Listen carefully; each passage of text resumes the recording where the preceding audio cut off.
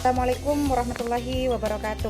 Hari ini kita akan belajar tentang 8 dasar keterampilan mengajar bersama Ibu Hidayatul Mutmainah MPD. Pentingnya sebuah tujuan pembelajaran. Yang pertama adalah menjelaskan konsep praktek mengajar terbimbing, yang kedua menjelaskan keterampilan dasar mengajar, dan yang ketiga menerapkan dalam micro teaching. Pengertian praktik mengajar terbimbing. Definisi, artinya kegiatan simulasi mengajar oleh mahasiswa secara terbimbing. Tujuannya adalah untuk melatih keterampilan pedagogik dan kepercayaan diri. 8 keterampilan dasar mengajar, yakni keterampilan yang harus dimiliki tenaga pengajar agar kegiatan mengajar bisa berjalan profesional, efektif, dan efisien.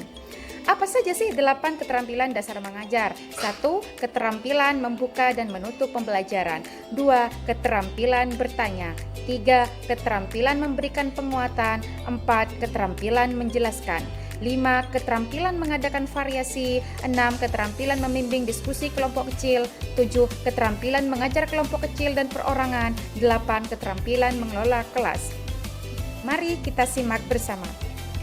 1. Keterampilan membuka dan menutup pembelajaran dilakukan secara sistematis agar peserta didik bisa antusias sebelum pembelajaran dimulai dan berkesan setelah pembelajaran usai. Membuka pembelajaran, kemampuan untuk mengkondisikan peserta didik agar mereka bisa fokus dengan materi yang akan dipelajari.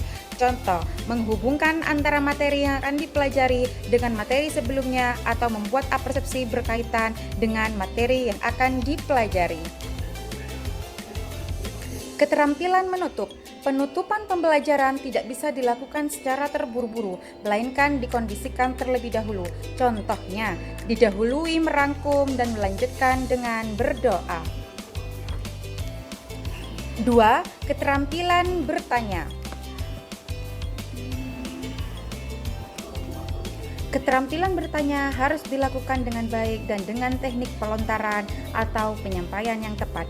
Dampak positifnya adalah memberikan rasa ingin tahu berlebih peserta didik terhadap suatu materi yang akan ditanyakan.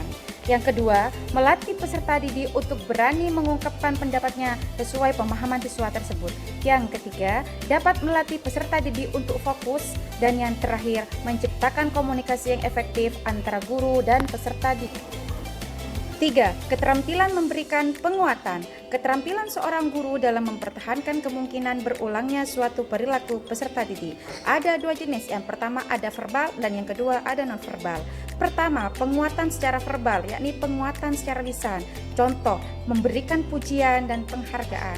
Kemudian yang non-verbal, memberikan penguatan gerakan tubuh, mimik, dan lain-lain. Contohnya, membuat suasana kelas menjadi menyenangkan. 4. Keterampilan menjelaskan. Keterampilan seorang guru untuk menyampaikan materi pada peserta didik. Tujuannya adalah untuk membantu siswa untuk memahami berbagai konsep, hukum, prosedur, dan sebagainya secara objektif. Kemudian membimbing siswa untuk memahami pertanyaan, meningkatkan keterlibatan siswa, memberikan siswa kesempatan untuk menghayati proses penalaran, dan memperoleh balikan tentang pemahaman siswa. 5. Keterampilan mengadakan variasi. Keterampilan guru dalam mengajar dengan bervariasi untuk menarik perhatian peserta didik. Variasi meliputi 3 aspek. Yang pertama, variasi gaya mengajar. Yang kedua, variasi menggunakan media dan bahan ajar. Yang ketiga, variasi interaksi antara guru dan siswa. 6. Keterampilan membimbing diskusi kelompok kecil.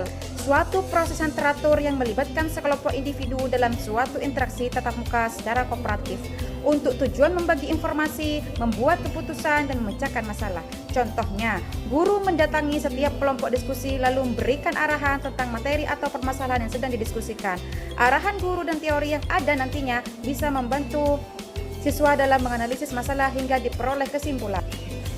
7. Keterampilan mengajar kelompok kecil dan perorangan. Bentuk pengajaran ini berjumlah terbatas, yaitu berkisar antara 3-8 orang untuk kelompok kecil dan seorang untuk perorangan. Pengajaran ini memungkinkan guru memberikan perhatian terhadap siswa serta terjadinya hubungan yang lebih akrab.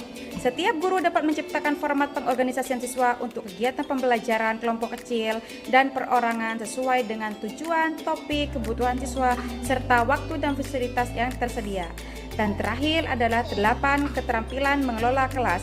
Pengelolaan kelas adalah keterampilan guru untuk menciptakan dan memelihara kondisi belajar yang optimal dan mengembalikannya bila terjadi gangguan dalam proses mengajar. Contohnya, saat siswa berbicara sendiri di kelas, guru berusaha memfokuskan kembali perhatian siswa kepada guru. Sekian, terima kasih. Wassalamualaikum warahmatullahi wabarakatuh.